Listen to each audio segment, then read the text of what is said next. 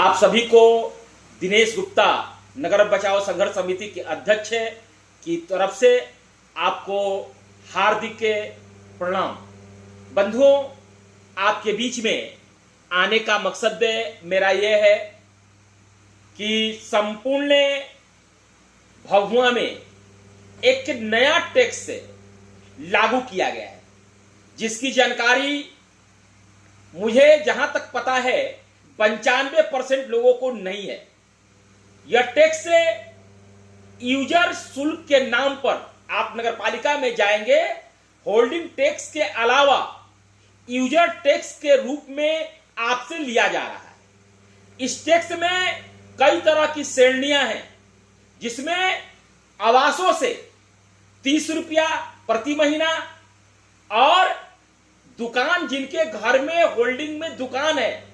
चाहे वो पान की दुकान है, चाहे चाय की दुकान है, चाहे खुमचा लगाता हो या चाहे कोई भी तरह का काम वो करता है, छोटा सा यदि काम भी कर रहा है तो 900 रुपया सलीना उनसे यूजर टैक्स के रूप में लिया जा रहा है,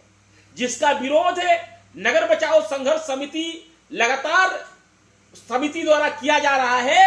लेकिन नगर परिषद भभुआ द्वारा अभी भी अवैध वसूली किया जा रहा है, जिसके आलोक में हम लोग नगर बचाओ संघर्ष समिति के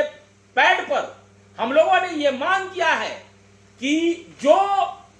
यूजर चार्ज आप ले रहे हैं यह अवैध है, इसको नहीं लेना है, आप इसको बंद करें और जिनसे भभुआ नगर के लोगों से जो यूजर चार्ज आपने लिया है, वसूली किया है, उसको वापस किया जाए। आज मेरी वार्ता उनके पदाधिकारी से हुई। मैं नगर परिषद गया था, हमारे साथ